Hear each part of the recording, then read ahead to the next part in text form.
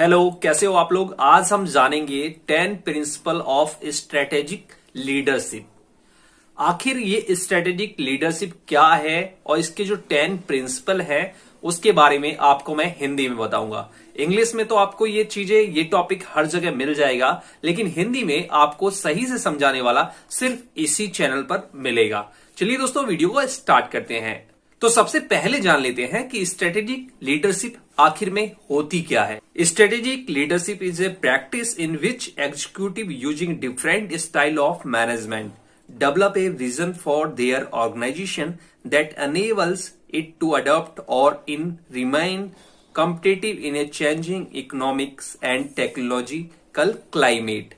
इसका मतलब ये है कि जितनी भी टॉप की कंपनियां हैं वो एक स्टाइल वाली लीडरशिप नहीं रखती अपनी ऑर्गेनाइजेशन में। हमेशा वो कई सारे लोगों से एक्सपेरिमेंट करवाती रहती है स्ट्रेटेजिक लीडरशिप के रूप में, और जिसका भी प्लान समय के अनुकूल कंपनी के लिए प्रॉफिटेबल होता है वो प्लान चलता चला जाता है। और वो प्लान तभी चलता है जैसे जैसे उसमें सक्सेस मिलती जाती है, वो विजन, वो प्लान डेवलप होता चला जाता है।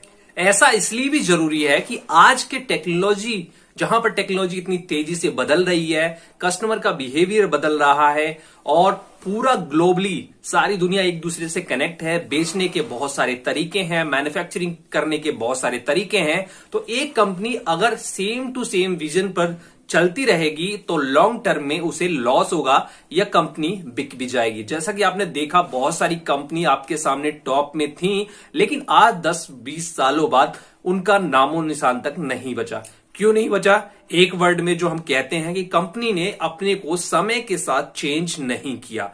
तो आखिर हमें कैसे पता लगेगा कि हमें आगे के लिए किस तरीके से चेंज होना है? इसीलिए कंपनियां स्ट्रेटेजिक जो लीडरशिप है उसको डेवलप करती हैं, और ये एक लॉन्ग प्रोसेस होती है जहां पर करके और उसमें रिजल्ट मिल रहा है या नहीं मिल रहा, उस तरीके से प्लान किया जाता है, उस तरीके से कंपनी को दिशा दी जाती है। ये किसी एक व्यक्ति का काम नहीं है, यहां पर बहुत ही प्लानिंग के साथ काम करना पड़ता है, जिसको हम अब इस वीडियो में जानेंगे। Top 10 principle of strategic leadership. यहां पर जो पहला है वो है डिस्ट्रीब्यूट रिस्पॉन्सिबिलिटी।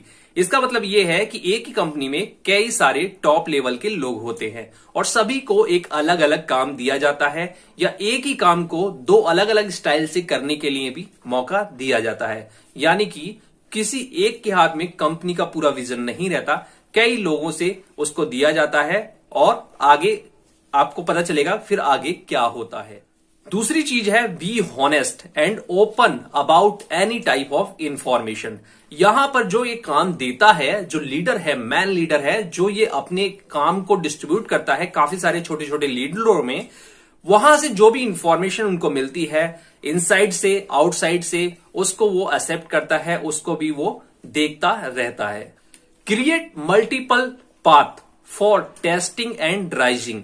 जो यहां पर टॉप लीडर है वो सभी को काम तो उसने दे दिया, वो अलग अलग पैटर्न, अलग अलग पाथ जो है टेस्टिंग के लिए भी करता है कि अगर हम आगे चल के इसमें फेल हो गए तो हम दूसरा एक बैकअप प्लान हमारे पास तैयार रहेगा। यानी वो बिल्कुल भी डरता नहीं है किसी भी प्लान को या किसी भी प्रिंसिपल को टेस्ट करने से, क्योंकि उसे पता है कि उसने 10 लोगों को काम दिया है, 5 उसमें से फेल होंगे और काफी नुकसान होगा। कंपनी में फेल होने का मतलब होता है कि काफी ज्यादा नुकसान हो सकता है। तो ये जो टॉप लीडरशिप है वो इस चीज को मान के चल रहा है, और लेकिन एक्सपेरिमेंट से जो वो कुछ सीखेगा उससे उसकी कंपनी को फ्यूचर में काफी फायदा हो सकता है। तीसरा है make it safe for fail. इसका मतलब ये है, जो मैंने लाइन पहले कही, कि उसको इतना अनुभव होता है कि कोई एक प्लान फेल हो सकता है, तो इस प्लान में हमें नुकसान ना हो और कंपनी को फाइनेंशियल नुकसान ना हो या इमोशनल नुकसान ना हो, उसके लिए एक प्लान भी हमेशा तैयार रखा जाता है। एक दूसरा लीडर उसको कैप्चर करने के लिए, यानी टेक ओवर करने के लिए हमेशा तैयार रहता है। तो पहले से पता होता है कि प्लान अगर फेल भी हो गया तो भी कोई दिक्कत नहीं आएगी कंपनी के ऊपर। Provide access to other strategist. यानी किसी एक काम आदमी को, मतलब पूरी टीम है, एक आदमी को कोई काम दिया गया है, तो वहां पर वो जो भी काम करेगा उसका रिटन डॉक्यूमेंट होगा और वो ऐसा प्लान होगा जो कोई दूसरा भी उस काम को समझना चाहे बीच में आके तो आसानी से समझ ले। इस तरह का हमें अपना जो प्लान है वो डेवलप करके चलना चाहिए। Develop opportunity for experience based learning, यानी कि आपने किसी एक को वो काम दिया है प्रॉपर और उसकी टीम में जितने लोग हैं तो आपको ये भी ध्यान रखना है कि उसमें से कौन ज्यादा अच्छी लर्निंग कर रहा है, किसको अच्छा कॉन्सेप्ट क्लियर है, तो वहां पर वो अपॉर्चुनिटी भी हम उसको भी दे सकते हैं। यानी जो हमारी प्लानिंग को सही करके चल रहा है, कंपनी को एक विजन दे के चल रहा है, अगर उसकी प्लानिंग में दम है तो हम उसको प्रमोशन भी दे सकते हैं और उसको भी चांस दे सकते हैं। तो ये सारी जो चीजें हैं वो देख रेख करता है जो सबसे टॉप का लीडर होता है। इसका मतलब ये हो गया, अगर किसी को बहुत अच्छी नॉलेज है और एक आदमी उस काम को कर रहा है और वो थोड़ी सी मतलब उसको डिफिकल्टी आ रही है, तो टीम में ही अगर उसके नीचे कोई भी पर्सन है उसको भी हम वो रोल दे सकते हैं ताकि वो एक्सपीरियंस करके यानी काम करके दिखाए जो वो बताना चाह रहा है। अगर उसका वो काम अच्छा होता है तो हम उसको अपॉर्चुनिटी ग्रोथ की दे सकते हैं। हायर फॉर ट्रांसफॉर्मेशन, इसका मतलब ये होता है कि बहुत सारी टॉप की जो कंपनी होती हैं उनके इंटरनल एम्प्लॉय तो बहुत अच्छे होते हैं, लेकिन वो फिर भी टॉप लेवल मिडिल लेवल पर बाहर की दूसरी कंपनियों से काफी अच्छे मैनेजर्स हायर करते हैं जो कि बहुत ही ऊंची सैलरी पर आते हैं। नीचे वाले लोग इस चीज को नहीं समझते लेकिन ऊपर वाले समझते हैं। ऐसा भी होता है कि हमारी जो टीम है हमने सबने दिमाग लगा दिया, हमें किसी एक चीज में एक एक्सपीरियंस पर्सन चाहिए जैसा कि वो दूसरी कंपनी में कर रहा है और हमें अच्छा लगता है, तो हम उस कंपनी से अपने कंपनी में उसको हायर भी कर सकते हैं। यानी बीच में भी हम किसी ऐसी टेक्निक वाले या ऐसे स्किल्स वाले बंदे को ले आएंगे जिससे हमें भी सीखने को मिले और हमारा जो प्रोजेक्ट है वो भी अच्छी तरह से रन हो जाए। इसीलिए कहा गया है hire for transformation. Bring your whole self to work, यह भी देखना है कि हम जो काम कर रहे हैं उसमें हमारा कितना दिमाग यानी तन मन धन कितना हम लगा रहे हैं, कितने उसको पूरी अच्छी तरह से कर रहे हैं। तो हमें अपना 100% देना है उसकी प्लानिंग और एग्जीक्यूशन में, अगर हम कोई भी काम कर रहे हैं या किसी भी प्रोजेक्ट पर काम कर रहे हैं।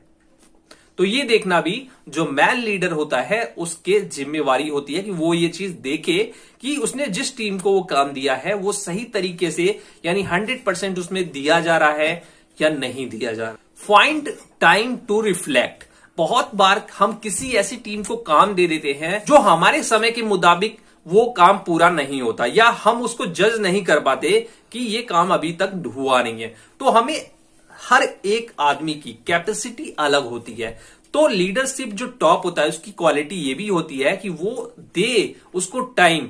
हर किसी का एक परफॉर्म करने का टाइम अलग होता है और सभी एक ही टाइम फ्रेम में नहीं कर सकते, तो हमें कुछ टाइम देना चाहिए कि वो परफॉर्म करके दिखाए या वो प्रोजेक्ट वो कंप्लीट करके या प्रोग्रेसिव करके दिखाए। तो फाइंड टाइम टू रिफ्लेक्ट, यानी उस आदमी के हिसाब से हम जो प्रोजेक्ट को देख रहे हैं वो कितने समय में पूरा कर सकता है, तो वो टाइम हमें वो कैलकुलेट करना है और उतना समय उसको देना है। Recognise leadership development as ongoing practice, हमें काम के दौरान ही चाहे वो छोटी पोजीशन पे हो बड़ी पोजीशन पे हो, हमें लीडरशिप क्वालिटी जो कर रहा है पहचाननी है और ऐसे लोगों को मौका देना है आगे और भी वो काम करें। और ये एक कंटिन्यू मेथड है, ऐसा नहीं है कि किसी ने एक कंपनी में अपने आप को प्रूव कर दिया हम उसको लेके आए और हमने उसके भरोसे कंपनी छोड़ दी।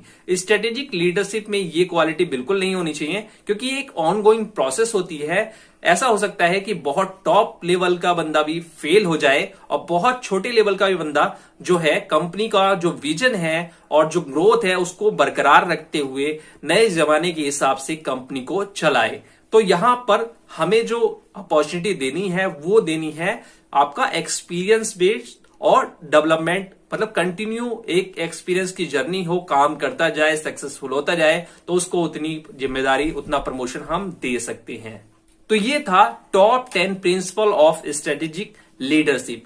इंग्लिश में आपको इसमें बहुत कुछ पढ़ना पड़ जाएगा और मैंने भी पढ़ा, मुझे जो अच्छा लगा समझ में आया और मुझे लगा कि ये मुझे बताना चाहिए वो मैंने आपको बताया है। अगर वीडियो अच्छी लगी है तो लाइक करिए, शेयर करिए और चैनल को जरूर सब्सक्राइब करें।